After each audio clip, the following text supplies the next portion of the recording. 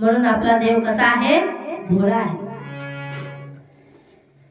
सगळ्या घरातल्या अडचणीवर मात ह्या शिव महापुराणाने होते. सांगितलं महाराज कसलीही अडचण असली तरी आपल्याला भोलेनाथाला आज सांगायची, माझ्या ह्या अडचणीचं निरसन कर.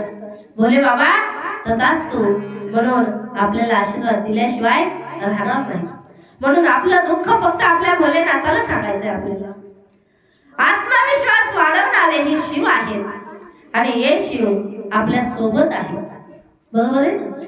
आता आपल्या सोबत आहेत हे 7 दिवस आणि 7 दिवस आपल्याला कल्पवृक्षाप्रमाणे ही शिवकथा आहे. तुम्ही जी कल्पना करताल ते तुम्हाला प्राप्त झाल्याशिवाय राहणार नाही. म्हणून ही आपली अत्यंत सुमधुर अशी शिवकथा अत्यंत विश्वासाने आपल्याला श्रवण करायची.